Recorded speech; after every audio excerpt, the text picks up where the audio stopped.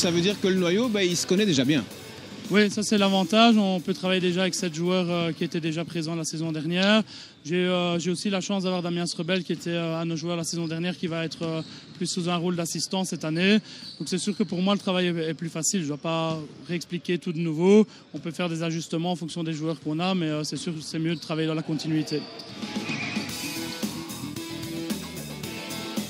Voilà, moi au début, mon objectif c'était de rester en division 2 à Charleroi. Fin de saison, le coach Hulmeau m'a un peu expliqué qu'on était beaucoup trop et que j'allais pas avoir assez de temps de jeu. Du coup, à ce moment-là, j'ai voulu trouver une équipe, on va dire, avec un assez bon niveau et un assez bon coach qui connaît du basket. Tu as un parcours un peu particulier, tu es arrivé à un malheureux fait de match au visage. Explique-nous un peu ce qui t'est arrivé. Oui, il y a 3 ans, j'ai été en tournoi international en France avec le centre de formation, là où j'ai évolué 3 ans.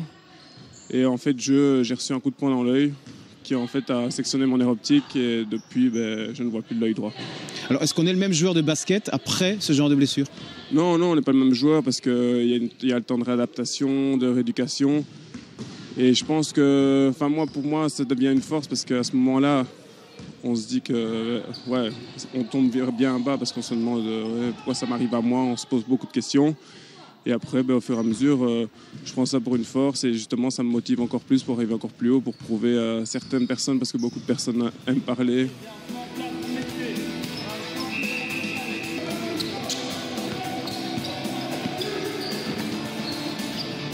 Si tu devais décrire les forces de Frameries pour attaquer cette Régionale 2 cette saison, ce serait quoi? Individuellement, pour comparer à l'année passée, je pense qu'on est plus fort. On a vraiment bien renforcé à des postes assez clés. Après, il faut que la sauce elle prenne au niveau du collectif et c'est ça qui peut vraiment lancer notre saison et nous donner de bonnes surprises pour l'année qui vient. Et s'il y avait des faiblesses ou des points faibles à améliorer au fur et à mesure des semaines, là aujourd'hui, ce serait quoi? C'est vraiment ça, la cohésion de groupe, voir un petit peu comment on peut se trouver sur le terrain avec les nouveaux joueurs qu'on essaie d'intégrer parce qu'ils viennent vraiment d'horizons complètement différents aux nôtres. Et puis la différence provinciale, régionale, elle est assez grande au niveau du jeu, au niveau de la vitesse, du rythme, des arbitres. Et il faudrait que tous les joueurs s'adaptent vraiment à ce niveau-là.